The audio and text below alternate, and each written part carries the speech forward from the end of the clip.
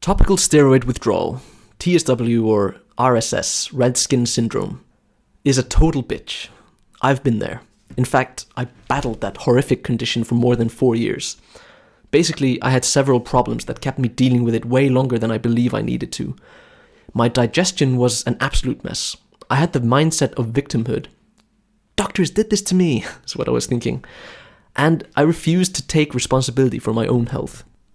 Don't get me wrong though, I was very mindful about health, constantly researching various diets and supplements, reading about TSW and hoping I would get better, but I wasn't really doing the work that needed to be done. In fact, the work that needed doing was incredibly simple. I needed to fast, and break my fasts with incredibly simple meals. Rinse and repeat. You see, once I realized the secret to good health, in fact, lies in simplicity rather than complexity, less rather than more, that's when everything got way easier. It's weird, this consumerist ideal of always looking out for the next big superfood, or the next essential nutrient, mineral, or supplement, or the big new hormone imbalance that everyone suddenly has. Oh, and very conveniently, they have this ointment or pills to sell you that will do the trick. We've been bamboozled, indoctrinated into believing that we're sick because we're not getting enough of whatever the hell it is that they're selling. In reality, we're sick because of an excess of all kinds of things. Too much fake food, too much sugar, too much plastic, too much screen time, too much fast food, too much porn.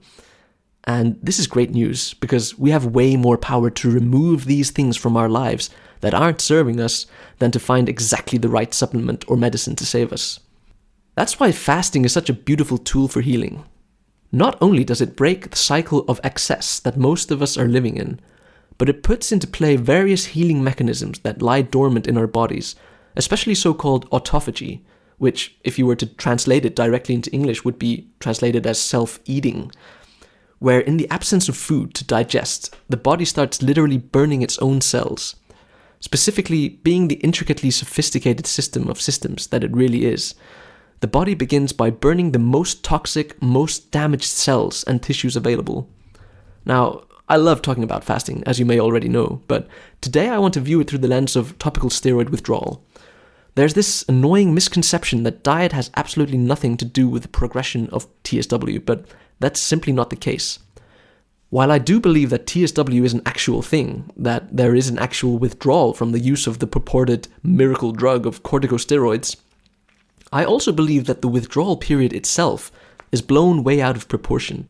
Through my own extensive research and direct experience, I've come to the conclusion that instead of lasting many years, the withdrawal period may last rather only for a few months, up to maybe 6 months.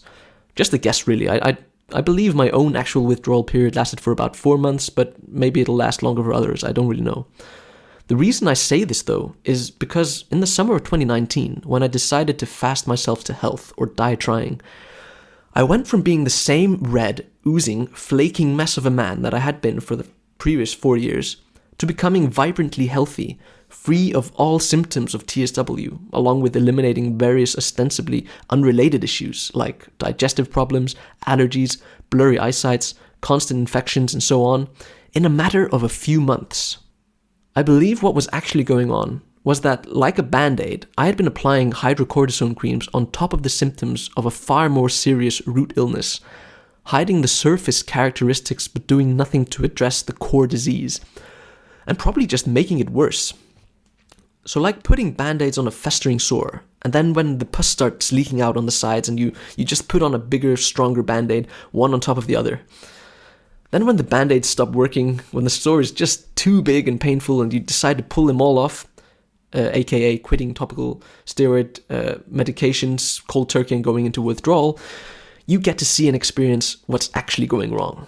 Gangrene, black veins, pus oozing out of the sores. It has nothing to do with a band-aid and everything to do with neglecting to take responsibility for your own health. And I don't say that in a mean-spirited way either. I would guess 99% of people shirk responsibility for their own health. It is in fact what we're actively encouraged to do by mainstream medicine. Consult your physician has become an excuse to not think independently about health and illness. So to bring the analogy of the festering sore to a conclusion, When we remove the steroid creams, we absolutely do go into withdrawal, but then we're left with the inflamed wound that we've avoided for so long.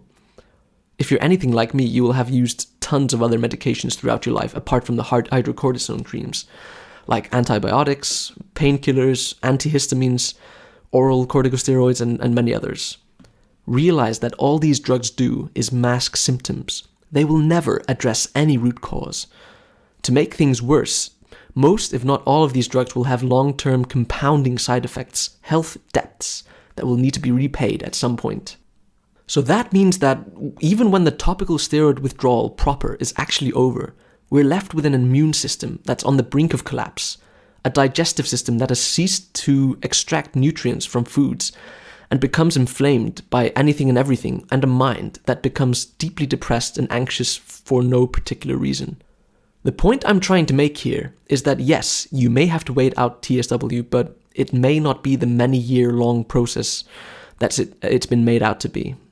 That doesn't mean that there aren't serious issues that need to be addressed, because there certainly are.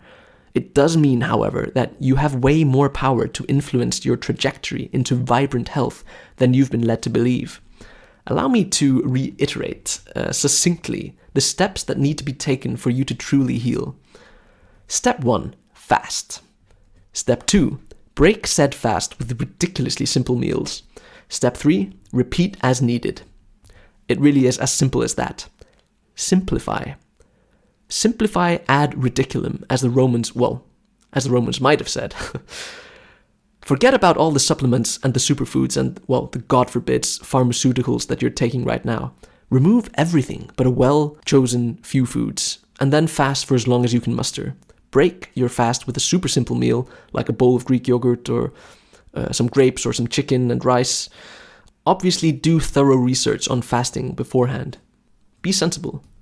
In my experience, animal fats have been the easiest on my digestive system, although now I eat a varied diet with no ill effect.